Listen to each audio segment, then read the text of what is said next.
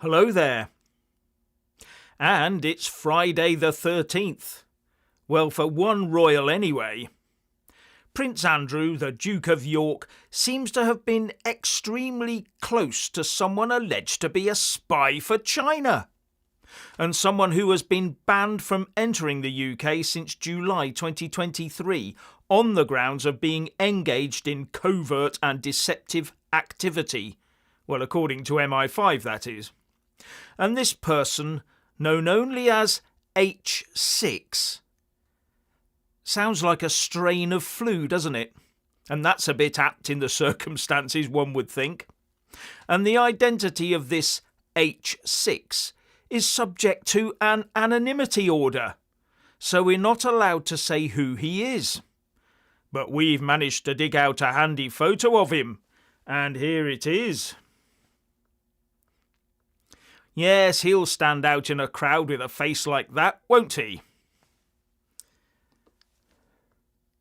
Basically, no one can identify H6.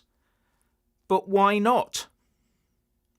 Now, according to a secret immigration hearing of judges, no less, it is disclosed that this H6 was so close to the prince that he was invited to the royal birthday bash in 2020, and despite being described as a junior civil servant in China, he acted on the prince's behalf when dealing with potential investors in China through a financial initiative called the Eurasia Fund. And the judges described H6 as a close confidant of the prince, and he had a document on him that seemingly described the prince as being in a desperate situation, to the point he would grab onto anything. Doesn't sound like the Prince Andrew we know, does it? And the judges, it seems, thought that the Duke could have been vulnerable due to the influence of H6. And the more you look into it, the murkier it gets. And the more you begin to wonder at the lack of judgment of the Duke, or if there is another explanation.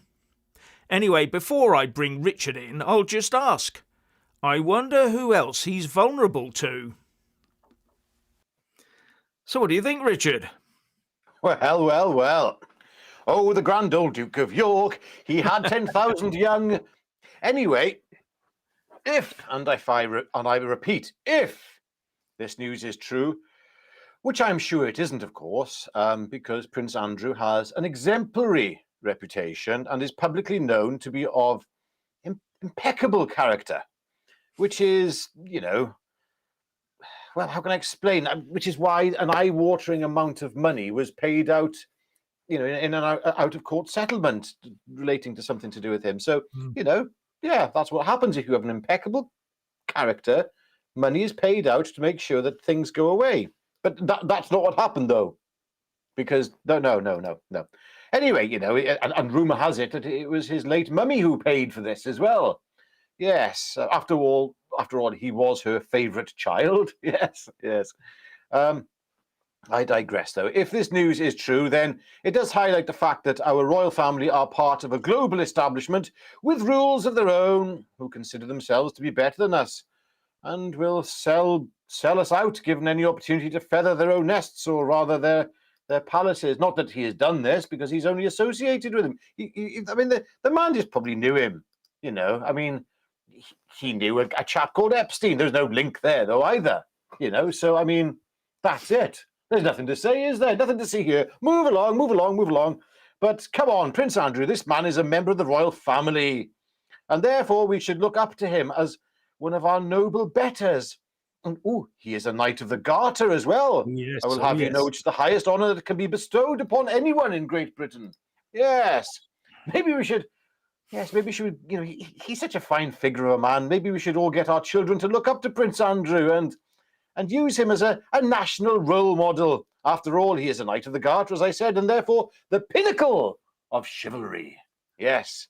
In fact, we should take our children around to his house and leave them with him and his chivalrous associates.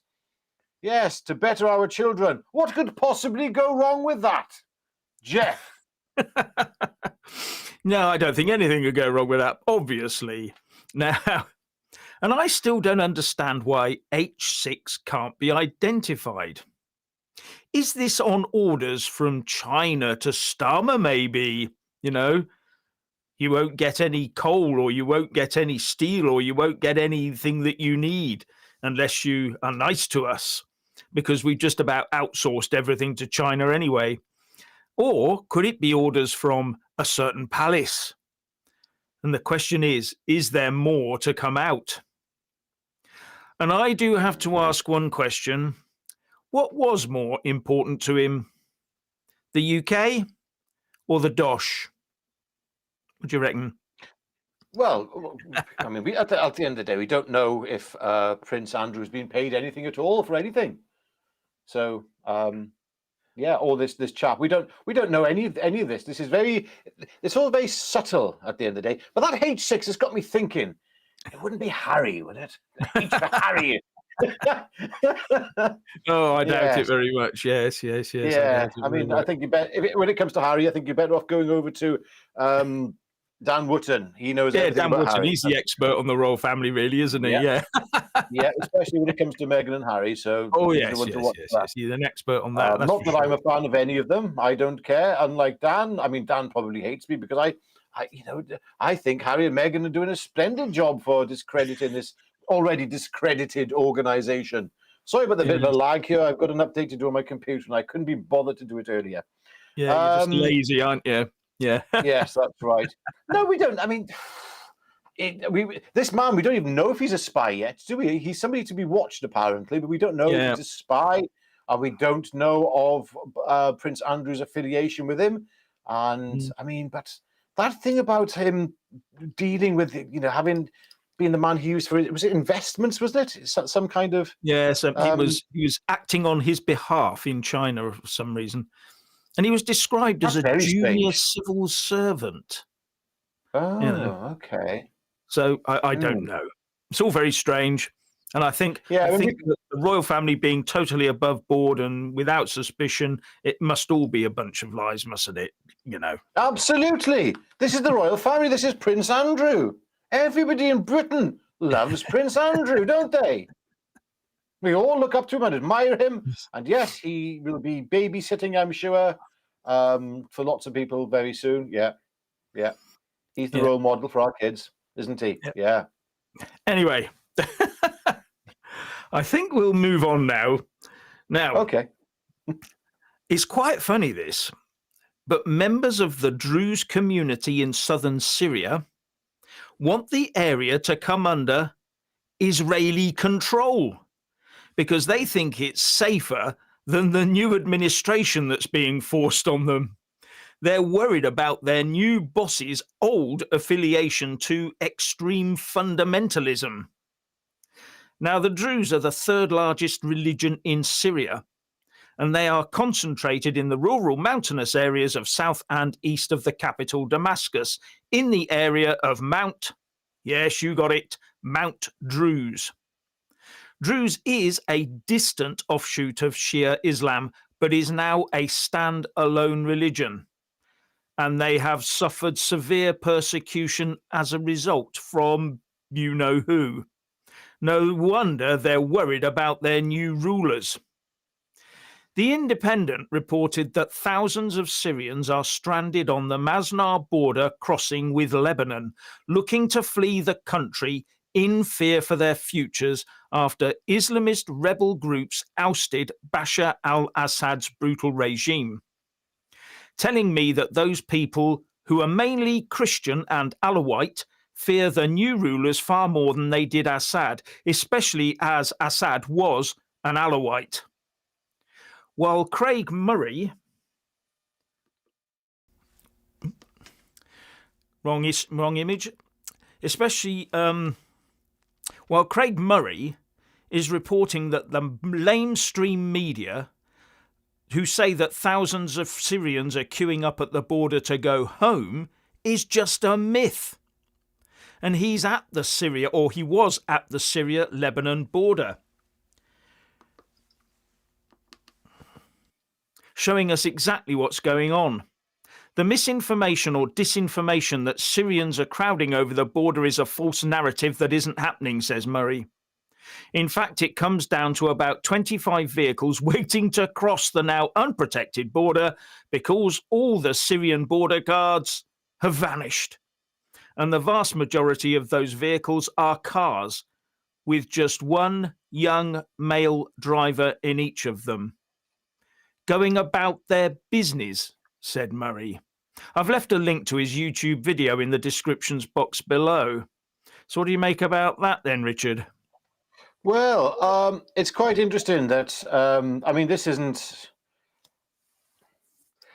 unheard of, really, because people who are not Jewish wanting to fall under the control of Israel. When you've got to consider that, I mean, it's 20% of Israel's population is Arab, and a lot of them are quite happy being Israeli because and people, I know there's going to be some people say, "What are you talking about? All Arabs hate Israel. Oh, free Palestine, free Palestine." Yeah, okay, whatever. But you actually go to Israel and speak to the people on the streets. I've seen many interviews done where the Arab population there say, no, we like being under Israeli control. It gives us a better way of life, better standard of life, more rights than we would if we were in any of the surrounding countries. So, yeah, that doesn't surprise me whatsoever.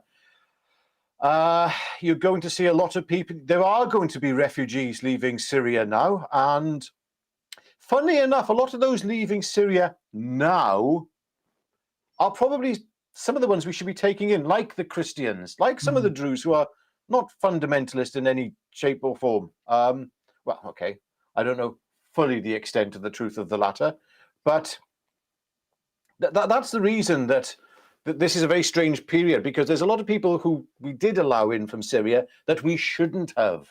There are people who are here that can't wait to go back to what is now a fundamentalist regime that's taking over. So, yeah, I can imagine a lot of parts of.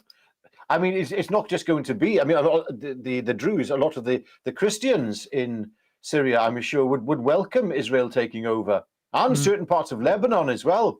Yep. This has to be remembered. This is a complex situation. This is. Yeah. Yeah. Steve Smith asks, when do you both think that Israel will strike Iran's nuclear development sites? I think they did have a go a couple of months ago, if I remember rightly from the press reports, and they did set back the Iran nuclear weapons program quite substantially. I think they're getting held back from going in hard on those, I think, by the US and the West, basically. We're just too scared of unleashing something. So, yeah, I just think if they were given a free hand, the Israelis would have gone in very, very hard on Iran, very hard indeed. But that's just my view. Well, I think they're going to go and get very hard along with Trump, because Trump has just laid down the gauntlet and said that, sorry, we're going to go in hard. That's it. Don't mess around. I was talking about the current regime. The next regime is going to be a completely different kettle of fish. And that won't happen until after the 20th. I think that's the inauguration day, something like that, 20th. So, yeah.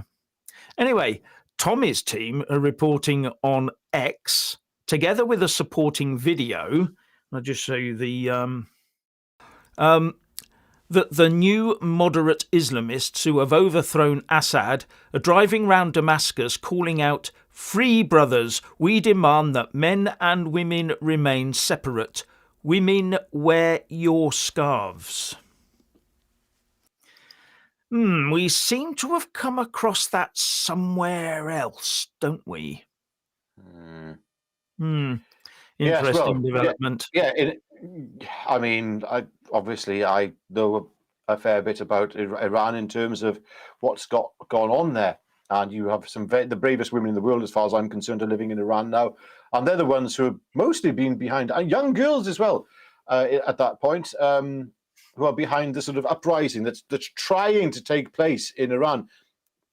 The Iranian people are just waiting for a slight destabilization of the current regime, which they're living under, and that's it. They're going straight in. I think you'll see the I can't remember his name, for goodness sake, the the heir to the throne of the Shah of Iran.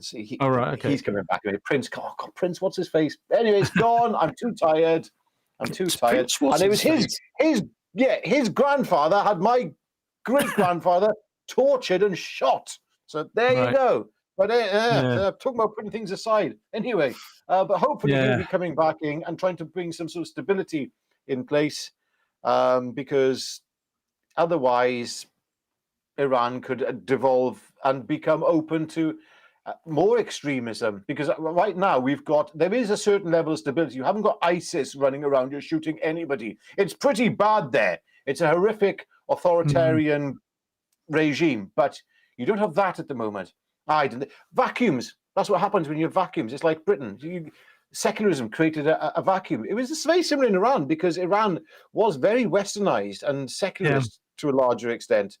And then when you combine secularism with the far left and with extremism, you then get the Iranian regime, and as came in through the Ayatollah Khomeini. So yeah.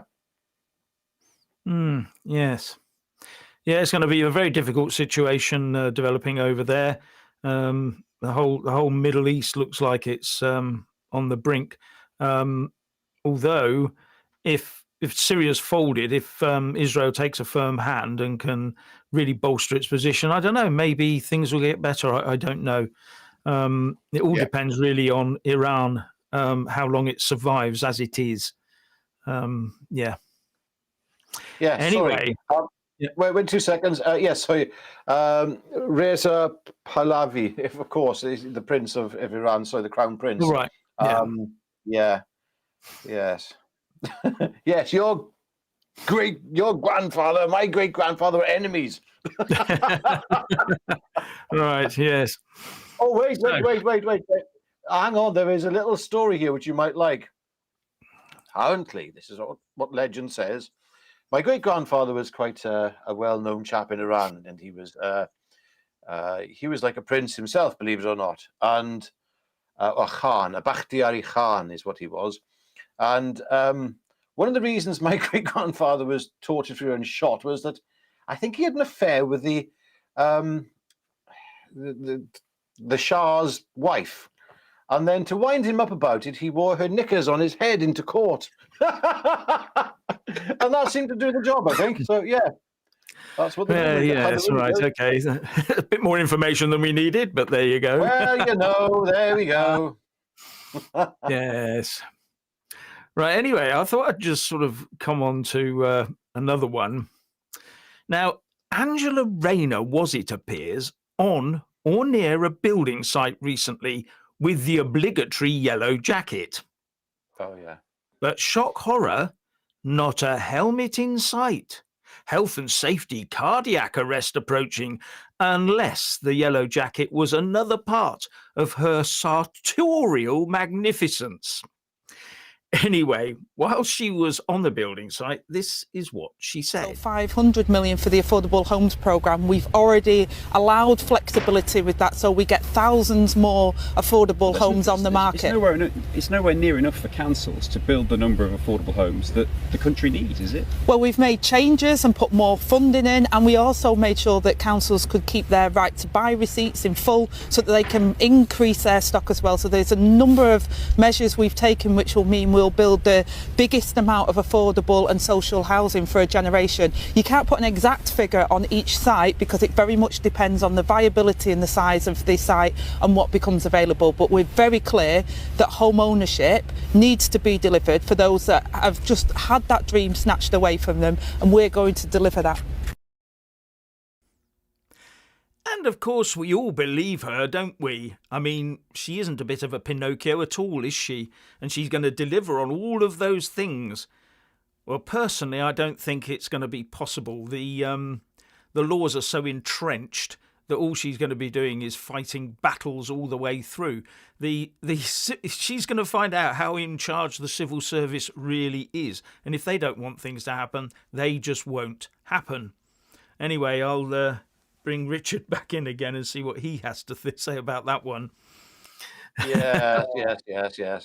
Yeah, you can just imagine. Next, she's going to be declaring that she's going to dig a second channel tunnel to Oh, yeah, France yeah, as well, and build a bridge to America. Yes, of course you yes, are, yeah, dear. yeah, Yeah. yeah.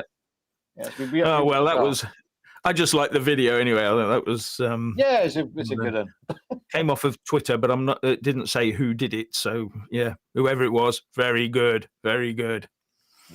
Anyway, we'll just move on to the next one, which is Reform UK MP Rupert Lowe has been at it again. He's brought to our attention via X that the Environment Agency has 40 new internships on offer. And here's his X. As you can see, those 40 internships are only for those from a Black, Asian, or minority ethnic background. And Rupert Lowe asked the question in X that might have got him barred from Parliament a couple of years ago. He said racism is acceptable when white people are excluded, Environment Agency ? It's disgusting discrimination, and I will be following this up. So there you can see it. Although the whole uniparty establishment is so woke that who to bring it up with is a bit of a mystery to me. I mean, who's going to listen to him and do anything about it? Most of the establishment, completely against popular opinion, most of the establishment actually agree with all that and they want more of it. They would write into law to exclude the majority demographic if they could get away with it. So what do you reckon, Richard? Well, what I want to know is why Rupert Lowe and yourself, why you think it's awful that white people are being discriminated against. Don't you know it's the norm? It's called being progressive, apparently, to discriminate Right, against the white person, especially. Oh, don't be white and working class. White working class is racist. End of. That's all it is. So it's far right and it's racist. So yeah, quick one. iDoppler, thank you very much. Going back to the Angela Rayner thing, it says it's Madam Tory scum. That's a reference to what Angela Rayner called the Tories, Yeah. So yeah. So I'm switching off my phone. It keeps dinging at me. Here he goes. Turn your 'cause phone I've off, got to put man. it in aeroplane mode. You're like that kind of person. You're in the cinema and it's going beep beep beep. You're like, oh. Yeah. Yeah, but no, it's quite. I should have blamed you, shouldn't I? You normally I should have do. said, Richard, turn your phone off. Yeah. But no, the point is that it is quite clear that we are living in a racist country. Okay, Britain is racist. All those people who've been saying for years on the left, oh, Britain's racist. Well, yes, Britain is racist, but it's racist towards white working class people, in particular working class. Even being female and white is not good these days. Yeah, it's getting that way, isn't it? Yes. Oh, did I say female? Sorry, I meant pan, universal, whatever. Yeah. Yes, well, there you go. So that's Rupert Lowe. I think he's doing a pretty good job of highlighting these issues, and it's about time these issues were highlighted. How can you live in a one-tier country where everyone is equal if you have job adverts like that? That is just not possible. It is impossible to have a joined-up, united country if that's the sort of games you want to play. And it's the establishment. They are hell-bent on destroying this country and dividing us all by doing that. And they're making sure they can get as many people into this country with so many diverse things going on that there's no chance of having a one community, one UK community where everybody comes and if they want to stay, they integrate properly, learn the language, all the rest of it, and learn our ways. But they don't want to do that. They want to break us up, and they do it via this mass migration route. When the government, this Labour government, turns around to the civil servants and say we want to stop all this, it's not going to happen. And I know what will happen. Do you remember at the end of the Tory government when they were trying to do all these things and they were coming on? Suddenly we had a series of ministers in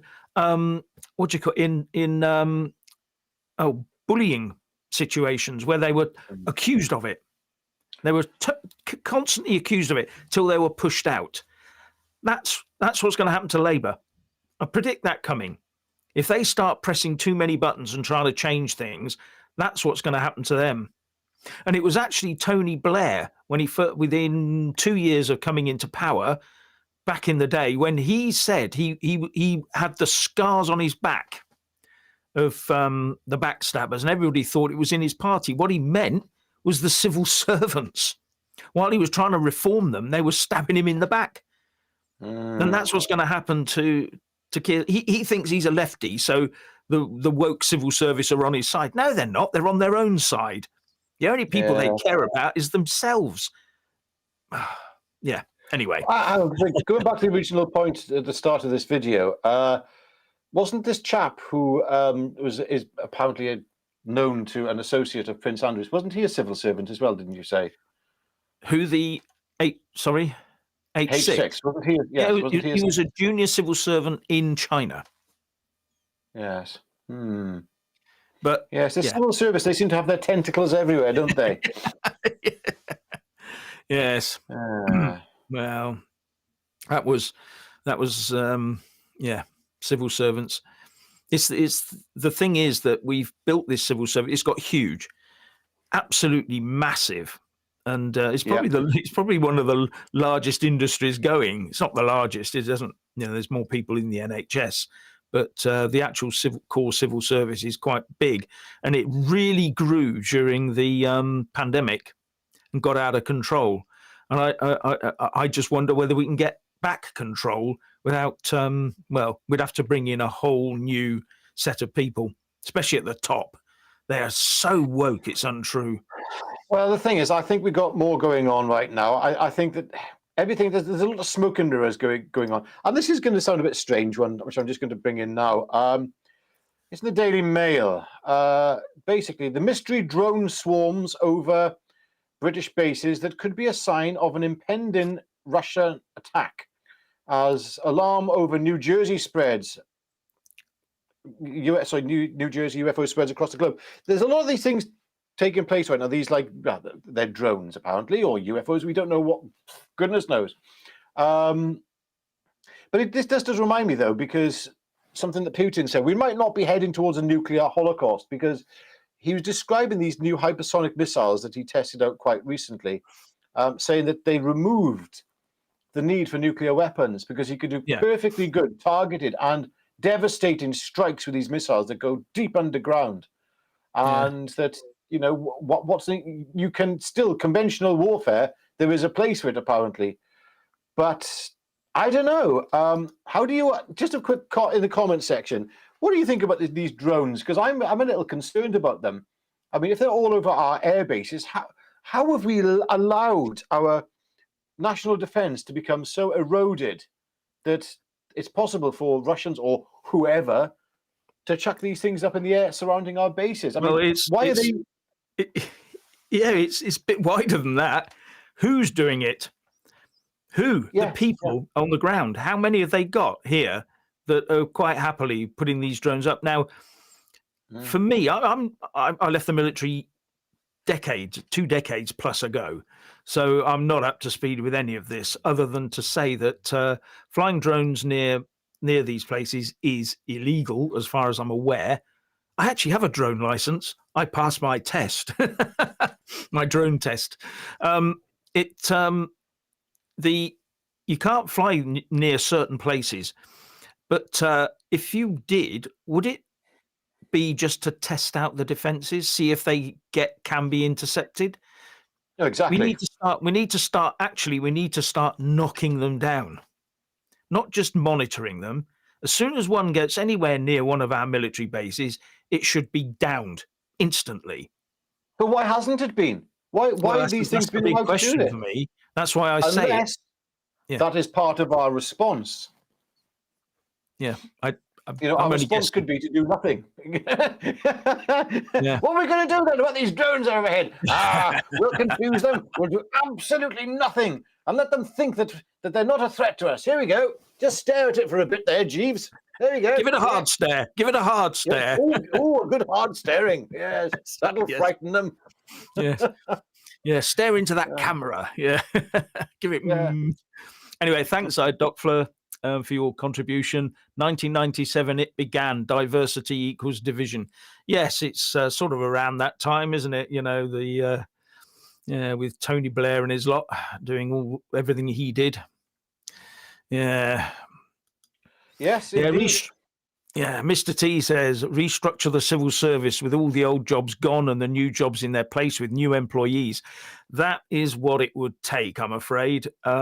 It's because the civil service is the usual triangle of employment. You know, you got the boss at the top. Now, if the bosses are woke, all they do is employ woke, make sure woke people are employed and promoted through the system. And that's how they do it. With all this training about you've got to be woke, drill it into them, drum it into them. I'm hoping with the new generation Z or Z, whatever you want to call it, that's going to backfire, because I think they're rebelling against all that. And there might be a revolution starting in the workplace of people beginning to fight back against it. But yeah, it's very disappointing that we're actually in this position, because it destroys the country. No wonder we have major problems, because of the division we're not moving in the same direction at all, and we won't be for several years, I don't think. Especially with Labour in power. God dear, they're worse than the worst. Yeah. I mean, sorry, very good comment here, Asmo, which I have heard reported, and that is that Asmo says the drones being reported in America are the size of cars. Yes, very interesting. What are these things? Where are they coming from? We don't know, and that's the scary bit. And somebody else said here that drones that have been spotted don't look like drones. Yeah, very strange. We're just being told that they're drones. You know? Yeah, that's a very good point, actually. I mean, if they can't actually identify them, you know what that makes them, don't you? Yes, unidentified flying objects. Yes, which doesn't necessarily mean it's come from Alpha Centauri. No, it just means we don't know what they are. Yeah.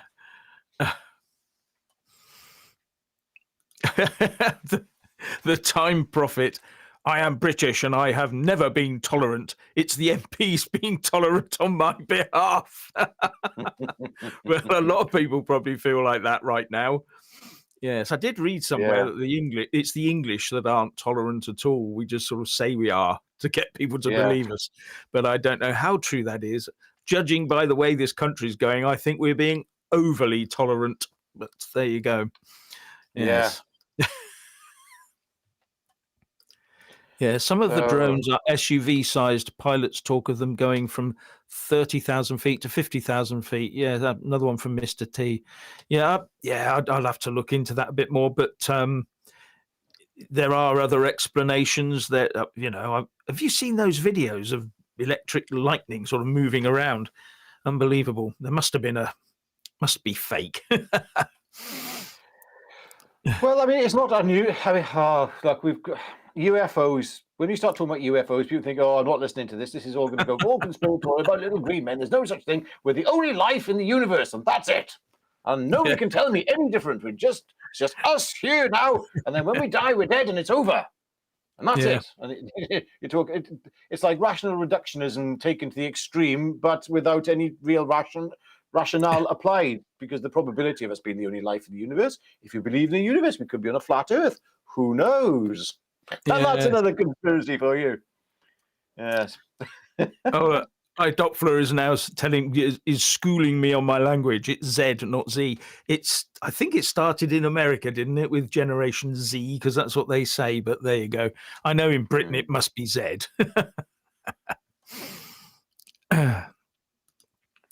Yes, and Jenny Chilton. Another one. Thank you. It's legal to be offensive by British law. Right. Well, I think somebody better tell that to Keir Starmer. Yes, he's very offensive. Yes. Yeah. Jenny Chilton says, divide, deconstruct, rebuild, and make yourself a bucket load of money. Well, yes, that seems to be the way things are going, doesn't it? With all this. Let's try that, Jeff. Quick. How do we do this? Here we go. Honestly, great comment. We're not on a flat Earth. I just had to bring it into the equation because a flat Earth. Yes, I had to bring it in. That's all. Dear. Not saying I believe in a flat Earth, or maybe I do. I'll leave you guessing. Yeah. Flat Earth. It's quite funny because being in the Navy, I had to do the astronavigation and all that sort of thing, and it only worked if the world was spherical, But there you go. Tolerance will be our eventual downfall, says Stephen S. Paul. Do you know something? I do tend to agree. No one else is tolerant. Can you imagine me going to Saudi and sort of standing there and glaring at them and saying, how dare you chop people's heads off? That is absolutely offensive. How long do you think I'd last? They wouldn't be tolerant of me, would they? No. So, we are too tolerant. Well, the king is tolerant of his brother, isn't he? He's the king, if you want the epitome of tolerant, it's King Charles. There you go. Sorry, I know people say, leave my king alone. Okay, well, as soon as he does his job, I will. Stand up for the people of this country. You're meant to be a constitutional monarch that oversees, you are the last stopgap. You are the last guardian of the safety of the people of Britain, okay, and of the system. You're not doing your job, Your Majesty. I know you're ill. I know you're sick. If you're too ill, abdicate. Let your son do it. Oh, hang on a second. He said he doesn't. I believe he said he doesn't want a Christian coronation, and he has no sort of religious inclinations in that respect. I believe so. If that's the case, then who will? Well, if that's the case, he's not legit. He can't legitimately take the throne of this country. Yeah, because the king or the monarch is crowned by the archbishop, isn't he? So, or she. So, and as a symbol that God has anointed them. That's what that's all about. So, to actually amend that, I'm wondering if that would take an act of Parliament to do that, and that would stir a whole hornet's nest if he wanted to have a secular, non-religious crowning, because suddenly his godly given powers as such wouldn't be there. Just a thought. Yes, but I mean, as I said, King Charles, he's just tolerant to it. He's his brother. He's tolerant to him. He's tolerant to. Well, he wants to be more welcoming to people into this country. I know. People who come across and land in our shores and thinking, all right, okay. How about they just fit in with us? Those people coming here, let them fit in with our culture and our society. Yeah. What's wrong with that? We have to do it if we go to another country or a step into another culture. So why is it prejudicial? Because that's what we're made to feel, as if we're being somehow prejudiced or racist by just saying, well, would you please, mind, not doing all these terrible things that you're doing, because it's not really our way of life. Could you just, assimilate a little bit and stop telling us that you want to kill us? Yeah. Yes. Now, the Time Prophet said, going back to English pronunciation, said, ZZ Top is a terrible name for a band. Love them though, so it's ZZ Top. ZZ Top is going to go on and on. I love them. This is going to go on and on, isn't it? Yes, I know. We'll call a halt there. We call it the Omega moment. Yes, and it is dead, incidentally. It's like Boudica or Boadicea. Yeah. Oh, don't go there. Don't go there. Yeah. Now, Nick Skull says, everyone is equal, some more equal than others. Yeah, we're talking Animal Farm here, aren't we? It's, it's just it just keeps going on and on and on. There's Nick has also put another comment up talking about, does PM stand for Prime something else now? Not Prime Minister, Prime M. M for something else. Yes. So there you go. Anyway, AKA Agent Rat, says Grievous. Miliband. Oh, yes, Miliband keeps cropping up everywhere, doesn't he? Yeah. Oh, here's a quick one for you then. Just Z for Vendetta then. Oh, that's V. Yeah. Ved for Vendetta, yeah. Yeah. Yes. Well, anyway, I think we've run our course on all this. So what? Oh, you just want to go off and have your food, don't you? I do, yes. Hey, Remy. Or a liquid food, I think, for more A to the liquid, point. yeah, I might just imbibe a little bit now and Yeah. again, because I mean, Nigel Farage does it at lunchtime, doesn't he? I don't drink at lunchtimes, so yeah. But did you see that? His response, I should have put it up. His video response to this great big lunch debate they were having. Kemi Badenoch has steak for lunch, and was it Keir Starmer has a weeky sandwich, some sort of soy sandwich or something. I can't remember the exact thing, but they're having this battle about lunches, and Farage couldn't resist. So there he was, sat in a grand hotel, glass of wine and a big meal, having his lunch and saying, "This is how you do it," basically. And I thought it was great. Good riposte. I miss that. I hardly drink, as you know now. I've stopped. Yeah. I must be with 3 times a year that alcohol passes my lips. And funny enough, I want to go for a pint with somebody who watches this channel. Kev, I haven't forgotten. I'm hoping to try and arrange it. You'll have to put it in the new year now. But yeah, I hardly ever drink anyway. But I do miss when I was in my 20s and my 30s, when you think you should just have a walk around in a town or somewhere if you would call the bus in, and I fancy having a beer, and it's the daytime, and a lot of people look at you, think, oh, good grief, he's going for a pint early. I didn't care. I go for a pint and wonderful. And the thing is, you can't just have one, can you? It's impossible, I find. Yeah. I never used to enjoy eating and drinking together. I never understood that. It's like you do the eating at the end of the night when you can't walk, and you have your curry and jobs are good then. But this sort of like a quick 1 pint at lunchtime. Sorry, never meant. I don't understand it. Ridiculous. It's like giving you half a cup of tea. Yes, I get the idea. Roll Me One Kenobi says Keir Starmer would struggle to eat a Happy Meal. Yeah, well, he would, because it would make him miserable, wouldn't it? Yeah. Oh, and thank you to Simon Robinson. Yeah, thank you very much for your contribution. Thank you very much indeed. So, right, is there anything else we'd like to talk about before we go? I know you want your liquid now. The thing is, ladies and gentlemen, knowing that he wants to have a beer makes me, as soon as possible, makes me want to find something else to talk about. Oh, right. Yeah, just to annoy him. Now, you might be lucky. What I have to put up with, ladies and gentlemen, what I have to put up with, 16, 17 years we've been doing this. Well, not on video, but yeah. Yes. Well, I started on video, wasn't you? Don't forget. Yeah, I know. You were the first. In front of the camera first. Yeah, you wouldn't believe, would you, that he was the first person to go. He filmed himself on top of a hill somewhere in Wales.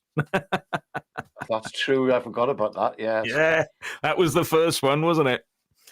Yeah. Oh, a quick thing I'd like to talk about here, Jeff, though, and it has to be recognised, is that the British economy is now completely collapsing. Kemi Badenoch has blasted Labour for crashing the economy, it says here in the Daily Express, as UK goes on recession alert. I mean, this is not wholly unexpected when you consider the fact that they have just decimated businesses. I mean, the national insurance hikes.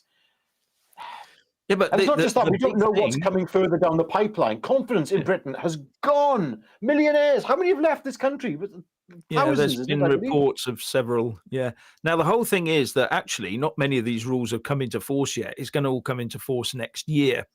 And but already companies are saying, well, if I've got to pay all that national insurance next year, I need to slim my, I need to rationalize and become more efficient. And that usually means no people.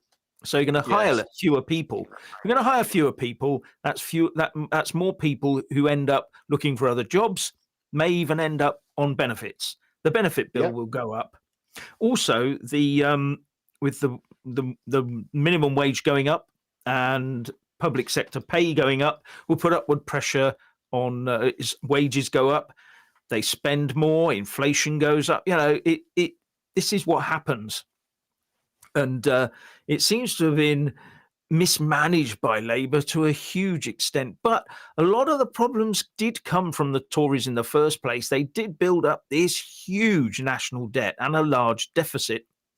And but it's just being made worse by Labour. They seem to be doing it on steroids. You know what I mean? The Tories do it slowly, and Labour just come along and do it fast.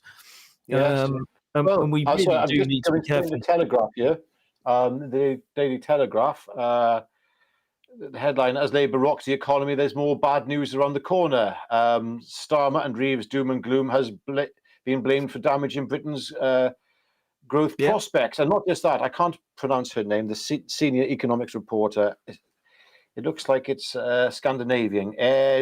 No, sorry. Yeah. Right, okay. Anyway, what she says is one of Labour's key pledges in the run-up to the election was to make the UK the fastest growing economy in the G7. However, things are hardly going well so far. Correct. And is this a surprise as far as I'm concerned? Absolutely not. Yeah. What This is really what gets people vote for. me, what really gets me is at the same time, France and Germany are going through the same sort of turmoil economically. Yeah. So the three sort of big powers in Europe, or Western Europe, are all suffering the same. And it's one's outside the EU, the other two are inside. The only country that's going to get a rocket up its economics and into the stratosphere is the US. When January comes after that, I think you'll see them fly, and we'll all be looking at them going, "Oh, why can't we be the same as them?" And then you try to explain to them, "Oh, I missed it. Oh, yes, from High Doppler. Who do you think you are, kidding, Mr. Starmer? Thanks again." Now, so America is going to be the big flyer, I think. And everyone else, as I said, will be looking at why can't we do that? And the reason is that we have a totally different attitude to work and to employment and to how we say treat the workers. The workers in America are basically on hire at will. Hire at will, hire and fire. If you hire someone, you don't hire people so you can fire them. You hire people hoping they'll do a good day's work, learn the job, develop with it, become better at it, become more productive, and work their way through your organization. And you can reward them. What you don't want to do is end up with a dud that you have to fire. It just wastes yourself. It wastes you money. What they've worked out in America is actually if you hire the right people and then they develop, that's fine. But if you hire a dud, it's not only doing the company no good, it's doing that worker no good because they're in the wrong job. Yes.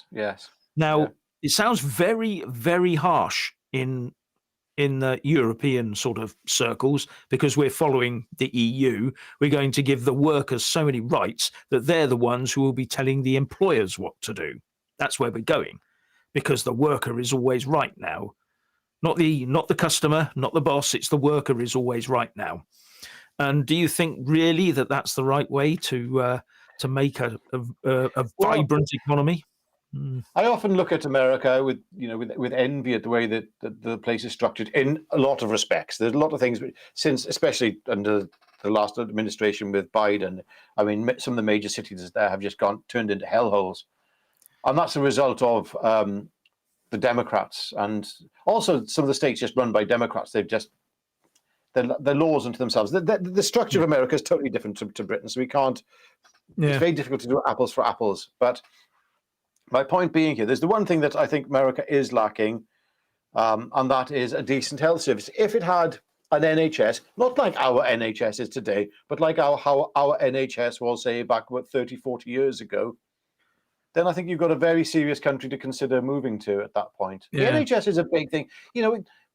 A lot of the time we sort of run down our NHS because we talk it down. Sorry, not run down. We talk down the NHS because of the state that it's in, and that's justifiable. Okay, the state of the NHS is absolutely catastrophic.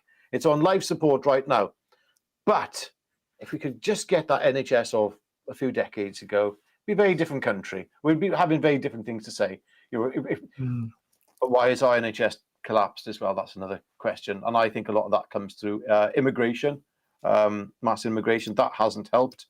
I remember when my ex-wife, I don't like to talk about very often, but anyway, when our daughter was being born, I remember the people in the bed next to her, they had to travel from Bristol, I believe, up to Merthyr Tydfil to have the baby because, and they were told in no uncertain terms that it's because of all the people who had flooded into the country. And this is going back 16 years ago.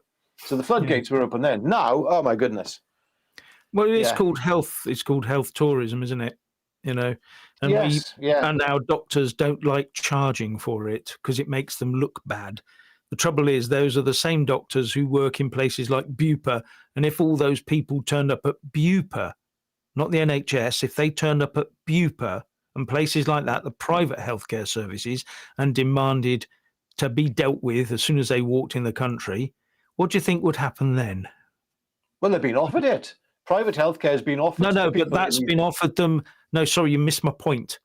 Private healthcare is being bought by the state to provide healthcare. No, what I'm talking about is people walking in, not being funded by the state, but going to Bupa and saying, you have to pay. Bupa. They probably would right now. I don't think they would. That would hit their bottom line. Yeah. Don't know. They say, oh, we'll just make a quick phone call. Yes, we'll get some funding. Yes, don't worry about it. Going in. Yes, take your vest of sausages off and just sit down in the corner and try not to touch anyone in an inappropriate way. There you go. Yeah. Yeah. But there you go. Oh, where are your Christmas hats? Yes. Well, I probably shun those at the moment. I don't like wearing them. I find them sort of very uncomfortable, those things. But there you go. Why shouldn't all wages go up? We workers produce everything. Well, yeah, to a point. The only reason we have factories and places where people work is because someone in the beginning had to put a lot of money down to build something and make something into that. So maybe they deserve a reward as well. It depends on what that relationship between the worker and the boss is, and the shareholders as well. Shareholders who, if they pour their money into something, they want a return on their money as well, wouldn't you? I mean, if I poured 10 million into something, I'd want a return on it. Yeah. So that's only right and proper. It's capitalism. I know it's not perfect, and Richard and I are always talking about this because capitalism always in the end sort of deviates into crony capitalism. And I think that's where we're at now. Yeah. I think that's where we've been at for a long time. Crony capitalism is capitalism's default setting eventually. Look, I'm not a socialist. I'm not advocating any of that nonsense, but let's just be real. Money does buy influence, and there you go. So a very good point here, again, by iDoctor. Thank you once again. Meritocracy, not DEI hires. Our Great Britain leads to downfall. Yes, equals our Great Britain leads to downfall. Absolutely, yes. Yes, people should be rewarded for what they do, not because they tick boxes. Yeah, absolutely. Yeah. Yeah. And I think the right, it's quite funny that everyone sort of lauds but wants to go to a 4-day week, but it was actually a breakthrough in technology that got us to the 5-day week, and it was the Boots, the company, the pill factory they had. They put a load of new machinery in, and they found that they were producing what would normally take 6 or 7 days to produce in 5 days. Now, the first instinct in those days would have been to sack 20% of the staff. But the bosses, now listen, the bosses in Boots said, no, what we're going to do is we're going to ask them to only work 5 days a week. Yeah, look it up, Boots Pill Factory. So it was technology that got us there, not unions and all the rest of it. And maybe we ought to give some bosses and some people in these positions a bit of, respect, instead of just saying, you're now my social services provider and my ATM when I turn up to work. I want to work from home. You pay me, and I'll decide what I want to do. You know. Yeah, well, Asmo sums it up here very succinctly, and that is, I think UBI is inevitable. I do as well. Yeah. AI is massively taken over. I've recently had a dispute with somebody, and I thought I would check the correspondence of this individual and put it into Chat GPT and into Grok and into another search engine as well. Sorry, artificial intelligence language model, blah, blah, blah, blah. And the response that came back was beyond insightful. It was like literally having your top lawyer by the assistant by the side of you, and Jordan Peterson on the other side. And we were able, and from that, I was able to extrapolate the character and the modus operandi of the individual that I was corresponding with. Quite remarkable, I can tell you. But yes, artificial intelligence is coming along at a staggering rate, and within 5 to 6 years, we will not recognize the world. So many jobs are going to be lost. What we're going to do with all these, useless eaters, as most of us are deemed.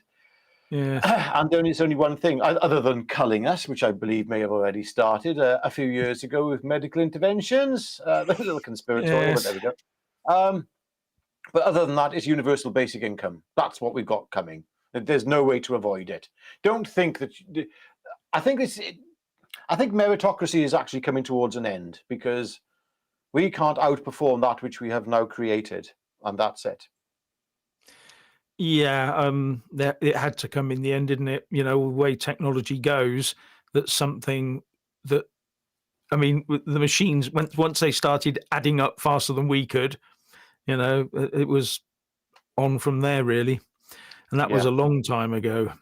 But it's been slowly increasing, and now we've got machines that can. You just go and ask it to produce a film, ask it to produce an essay, ask it to produce anything, and it will just do it in seconds. I would always check what it's written, go through it line by line. Don't just believe everything, because sometimes AI seems to make mistakes. It does seem to be very human in that respect. It is improving. I've noticed a great improvement, especially with ChatGPT and Grok. There's been a stepped up, marked improvement in its accuracy on a lot of things. Sometimes the image generation isn't great. The other day I said, can you create an image of a cow with 2 heads? And it just gave me 2 cows. And I was like, no, please give me an image of a cow with 2 heads. 2 cows, again. I think like 2 heads attached to one body in a field. And they said, would you like the field to be dystopian? I thought, oh yeah, go for it. Yeah. I thought, right, here we go. I'm going to have a cow in a dystopian field with 2 heads. No, it was just 2 cows in a dystopian field. And I thought, I give in. You're not quite there yet. No. Yes, thanks again, Doc Flurman. He says, vegan pizza is still, or she says, vegan pizza is still a pizza. There you go. Vegan pizza is still a pizza. Vegan. Yeah, I'm not so sure about that. That's No, there's many vegan pizzas out there. They're disgusting, but they're still vegan. They're still pizza. Yeah. Yes. Okay. Sorry to down anybody who's vegan. It's not your fault. I was vegan once. Biggest mistake in my life, other than my first wife. Yeah. There we go. Yeah. The biggest argument, down in the west of the country is it scone or scone? And what do you put on? What do you put on first, the cream or the jam? You can start a fight with that. Cream. It's gone, and you put the cream on first. You see? Look, there was a great. Don't you dare say that! Don't you dare! There was a great episode of the television series written by the genius Boyd Clack, a Welshman, called Satellite City, and in it there's a question and there's a quiz. Which is nicer, cauliflower or ham? And there was going, it's subjective. And he went, not the answer. No, it's ham. Just simple. Yeah. Okay, sorry. There we go. But ladies and gentlemen, we're going to start wrapping up soon. Yeah. Thank you for watching. And yes, thank you very much. And please, now this is important. This is very important. Actually, I do say this a lot, but please do like this video. It is very important that you like it. But it's more important as well that you subscribe and click the all option to get notifications, or just try and join us here, because we're going to try and be here as regular as possible at 6:05. You know, if you can't, if you don't do that, but please, because there are some major algorithm changes taking place. Maya Tusi just mentioned it in a community post. We've noticed it. Our videos aren't being served out like they have been in the past. There's a big update taking place, I believe, within YouTube. So if you can, please make sure, if you think, well, I've already subscribed, can you just double check? Just double check that you're subscribed, and then choose the all option with our little bell is. And there we go. Jeff, over to you. Right, the last thing is that Peter Taylor says, I bet Andrew is not sweating over this. Yes, exactly. Boom, boom. So on that note, I'm going to say it's goodbye from me. And it's goodbye from him. Goodbye. Goodbye.